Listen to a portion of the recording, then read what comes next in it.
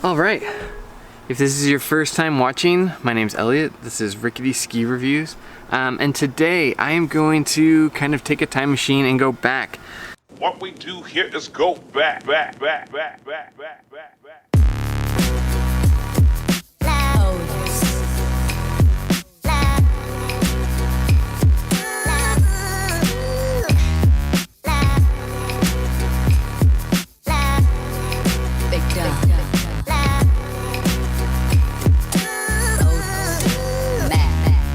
Go way back to a ski that I've been skiing on for the last 3 or 4 years. Let's check out the reviews of the Atomic Vantage 90 Ti. Now the Vantage is kind of interesting because this will be like a very early review, but you know, what a better way to like test out ski reviews than using a ski that I actually skied on for 3 years and I'm super intimately familiar with. Now, obviously with the Atomic Vantage was replaced by the Atomic Maverick right around, I guess it would have been this past year, right? Or 2022? Yeah. So in 2022, the Atomic Maverick kind of stepped in the place of the Atomic Vantage. So this is kind of an old ski, but I think it will act as a really good like litmus for how accurate some of these different like ski review companies are. So let's check out their opinion on the Atomic Vantage and see if they're on the money or if they're out to lunch. We've got a couple options here for the Atomic Vantage. So obviously it was a very popular ski. Let's go with Ski Essentials and kind of work from there. So let's look at the 2021 Atomic Vantage 90 Ti.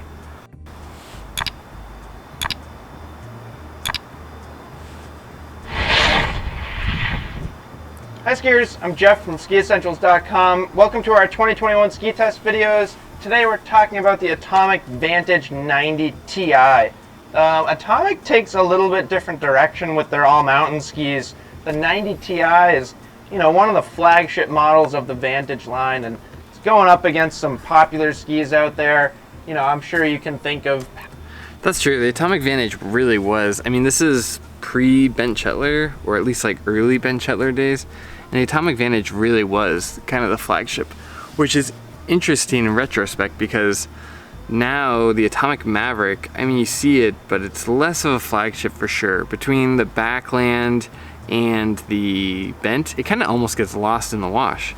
So it's kind of funny to look back on this and see when the Vantage was considered more of a flagship. Powerful all-mountain skis around 90 underfoot. The Vantage is right up there among them, but it's got a unique feel and kind of unique performance that's all its own. Atomic uses what they call Pro. Yeah, that's totally true. When the Atomic Vantage first came out, it was really innovative. And especially like I reviewed it back in 2015, 2016 when it was still fairly new. And just the way it carved was so amazing, and like how stable it felt, how good the turn initiation is.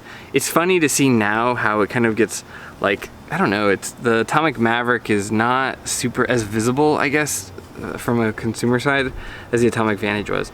And what's really interesting is I loved my Atomic Vantages so much that this past year when I was looking at skis, I just, you know, I would have just bought the Vantage. I was like, yep, let's do it. And I couldn't find it, and I was just panicking. And obviously I found out that the Maverick is basically the same thing, but improved upon. But I do feel like Atomic maybe fumbled the ball a little bit with just how they marketed that and how transparent they were with the move from the Vantage to the Maverick. And that's tricky because you don't want to be like, this is the same ski rebranded, but it, you know, it shares like, I don't know, like 90% of its DNA. All the good things, if you like the Vantages, are in the Maverick. But yeah, kind of funny to watch in hindsight. This ski was so dominant, and now with that name change, it's almost lost some of its visibility. But yeah, I mean, he's accurate. It is a very, very unique turn and a very strong turn. Light construction. So we got an energy backbone in here and titanium tank mesh. That all sounds pretty fancy, and it is some impressive engineering. So there are portions of the ski, namely right here in the forebody and right here in the tail of the ski. You know, it's really interesting when you look at that kind of shape with the middle being lighter. It almost reminds me of the K2 Mindbender, just visually. I'm sure the makeup and design is a little different, but it looks very similar. I'd be interested to hear from like a you know, maybe an engineer over at Atomic why they moved away from that, or, you know, kind of how they re-engineered it. But because the Mavericks feel exactly the same, it just has a little bit more camber rather than like a big power wall. But it's like a, you know, it's like a subtle improvement. Where it's exceptionally thin. They've removed a ton of material from the ski there. In fact, I can almost see you through it. Not quite, but you can see some light, you know, when I put my... Also, I normally give Ski Essentials a really hard time for like getting really in the woods as far as like ski construction, but in this case it's actually super interesting. And yeah, I mean, this is like a very uniquely built ski, and I kind of like it. So, the more you know. A hand over it, it changes the way that the ski looks, so it's very, very thin right there, which is taking out quite a bit of weight. And then they position, you know, denser, heavier materials along the edges of the ski to give you that power, that stability, and that edge grip that you want in a ski like this. Yeah, so he's talking about the same thing I just mentioned. The other thing too that's interesting is I have the Atomic Mavericks from 2018, and this is a different design. This is the 2021. But it seems like Atomic has constantly been kind of scratching at this itch of making a stable ski that's really light.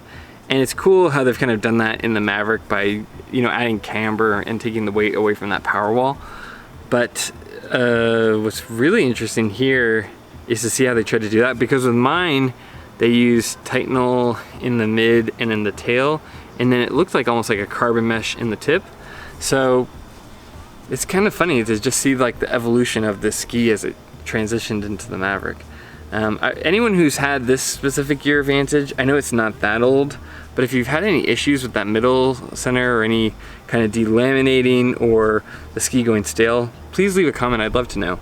But so, I mean, I had my Atomic Vantages from 2018 and I never had any problem. I literally just kind of skied them into the ground. And in fact, I'll probably still ski on them as rock skis. So, but yeah, this is kind of cool to see the lineage of how they've been trying to take weight out of the ski for all these years. Because this is a advanced expert level all mountain ski. Now, it is exceptionally lightweight, you know, among this category, and skis with this much. It's advanced for sure, and I feel like it's advanced especially if you want to get the full ski experience, which is just chef kiss beautiful.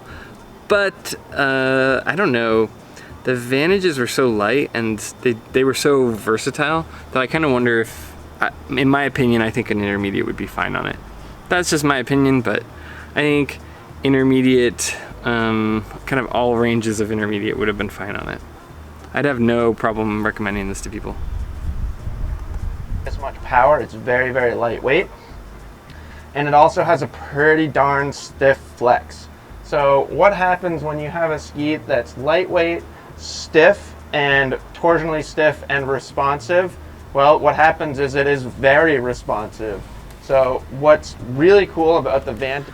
Oh, okay. I don't know who this is skiing, but this is definitely not as good as some of the more recent videos. It's a little bit more like with his hands down and kind of bopping around with his like almost below his hips, like knees and ankles. It's totally fine, and probably they're just trying to illustrate short radius turns, but you can do short radius turns and still kind of have good hip, good hip freedom and good upper body separation. But I mean, it's never bad skiing at Ski Essentials. It's just not as good as what I'm used to with their current content.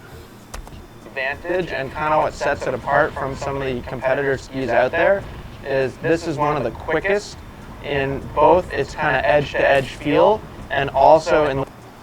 Yeah, this is also like very East Coast skiing, although it looks pretty warm, but like it might be like a warm day on the East Coast.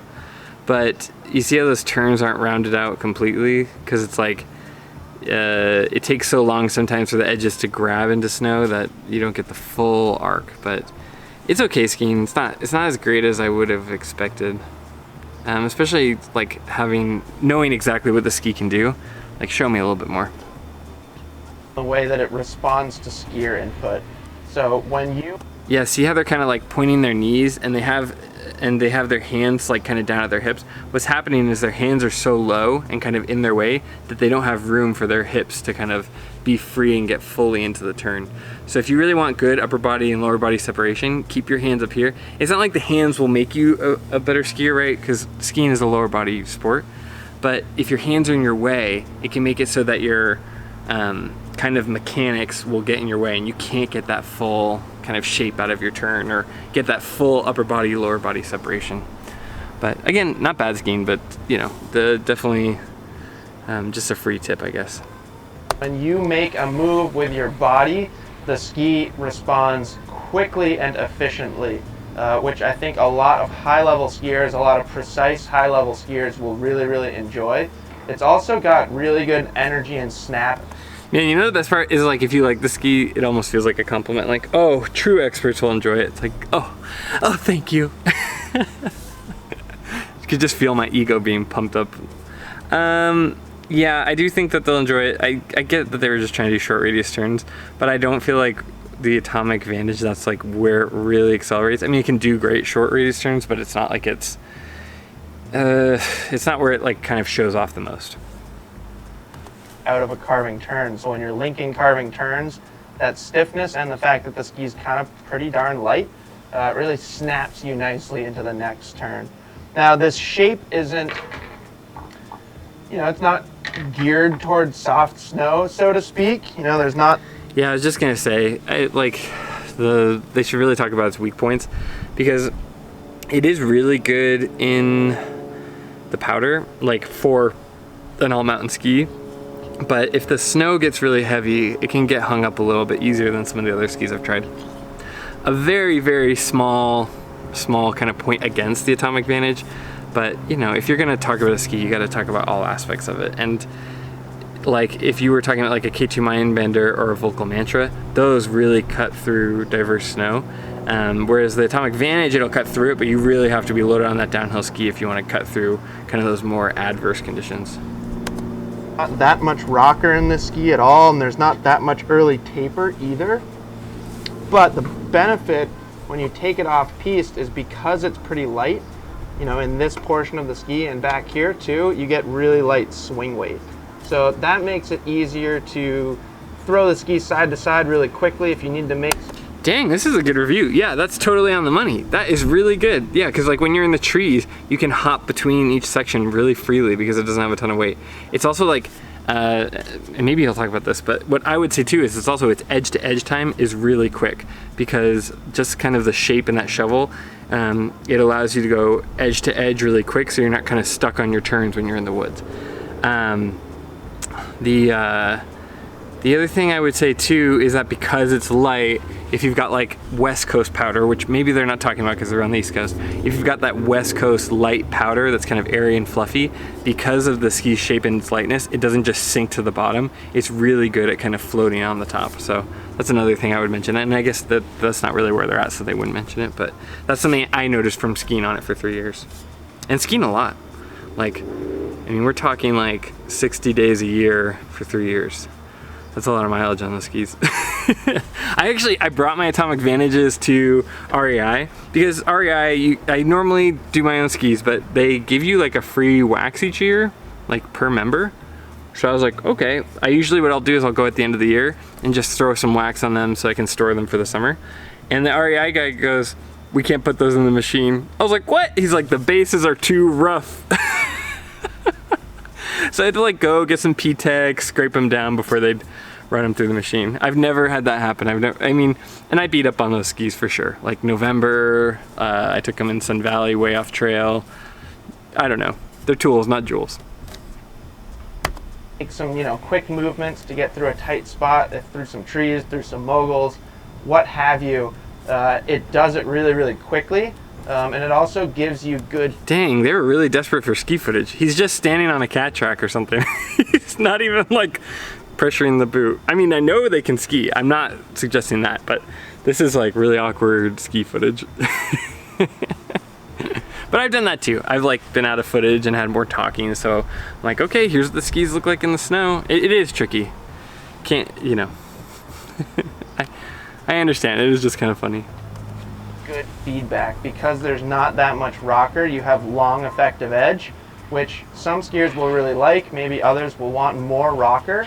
but this gives you a really... Oh yeah, this is early videos, I can tell. Because yeah, it's really hard when the skier just kind of goes off, and it's like the cameraman can only ski so fast while they're like keeping the camera level. So it's like, you know, if you're, this guy's kind of getting it out of the way, but it is cool to see the ski in the trees because people normally don't take Vantages or Mavericks off trail, and it's like they do so great. It's kind of surprising that they don't, you know, it doesn't get showcased more. So I'm happy to see it. A good snow feel, a really good connection to the snow. Yeah, it is a really good connection to the snow. How come you guys don't talk about that more? Man, 2021 was like different times, huh? This is really good. Yes, talk about the connection to the snow, because it does feel really good on the Vantages and the Mavericks, but somehow the Mavericks like gotten more pigeonholed lately into like, this is just this little area and it can't go into the bent area and it can't go into the Redster area and it can't go to the backland area. And it's like, it actually does most of, like almost all three of these things really well, better than you would expect. But I don't know, it just, because of these other things, it gets pigeonholed into this middle, I don't know, more middle area. And it's like Mavericks and Vantages both go off trail like surprisingly well. And you know, same is true for the Vantage. Which, you know, I think a lot of people appreciate, and that's a big reason why this ski has gained a pretty strong following. So yeah, and I mean, people enjoy that. Like, if you think about your line, like somewhere like where I ski, it's like you got to go on a groomer to get to the off trail, then back to the groomer. And it's like, you want a ski that can do all of that comfortably. There's nothing better than a Vantage or a Maverick in my mind. that's it. That's the Vantage 90 Ti from Atomic. Really cool ski, super light, but still strong and damp and powerful and highly responsive. Highly responsive is one of the things that in fact, that's the one thing that if you take one thing away from this video, yeah, I mean, that's what I think too. I think the Atomic Vantage is really responsive, and especially with like tip initiation, it blew me away. It's like, it's so responsive, it carves so well, and it's responsive in such a large swath of conditions. It's like, it's amazing. It's amazing. Wow, I actually like their older reviews a little bit more, like, because the things he's talking about with the connection to the snow, it's like, wow, that is so insightful. it's that the Vantage 90 is really responsive, very quick, and very energetic. So yeah, great ski. Head on over to Ski Essentials if you want to read more about it. It's actually been out for a few years now, although there have been some subtle tweaks throughout its existence. But we've had a lot of different skiers on it over the past few years, so let us know if you have any questions. More than happy to talk more about it. Should find these for sale on Ski Essentials as well. It's a pretty popular one, so we should bring a lot of them in. And yeah, let us know if you have any questions, and we'll see you guys out there on the slopes. Yeah, I mean, one thing this video reminds me of is you kind of forget how popular the Vantage was, and now that you've got the bents and everything else, the Maverick really isn't as popular. I hardly ever see Mavericks out there. I still probably see more Vantages on the hill than the Mavericks, and I think Atomic kind of fumbled the bag there with just like their branding and everything, because once you get on snow, it's like the Maverick is just a better version of the Vantage. It really is just a great ski. And because people recognize that Vantage, they think, oh, it's a different ski, it must ski differently. It would be like rebranding something tried and true like a Honda Civic or a Toyota Corolla. It's like people know and trust that name. You guys really should have just kind of stuck with that. But overall, I actually liked Ski Essentials 2021 better than like some of the 2023 content. So like, color me surprised. I was expecting, oh, this will be some of the earlier videos. I won't be too judgmental because like, you go through the growing pains. But it's like, no, everything he was saying was great. Like the connection to the snow, you hardly ever hear that in a ski review. Bravo. I love hearing stuff like that. And that's a true skier. That's someone who's really feeling the ski. And I guess being thoughtful with their skiing when they're doing a review, which you don't always see. People kind of will just fill in the blanks and they're not super mindful when they ski, and I can say this is really great. These guys are clearly very mindful skiers, and I could have called them on any difference I saw because I've got so much mileage on the Vantages, and most everything they were saying came through clean. So nice job, guys. This was a good video. So anyway, if you like this content, if you wouldn't mind liking and subscribing, that obviously helps me a ton, but it also helps you because Basically, it'll allow the algorithm to kind of feed you more of this content rather than you having to search it or have it, you know, have it kind of make it more difficult for you to find. So if you want to like and subscribe, that's great. You can also get notifications so you get my content right as it comes out. So you maybe have better context. Just like, wait, what's he talking about with the last review? But anyway, I just wanted to say thank you. Thank you for watching, everybody. Thank you for commenting. And you know, if you have any ski review videos you want me to watch, leave a comment. If you have any skis you want me to review in this coming winter, you know, I keep kind of an Excel spreadsheet of all of that. And yeah, otherwise, just thank you for watching. I really appreciate it. See you in the next video.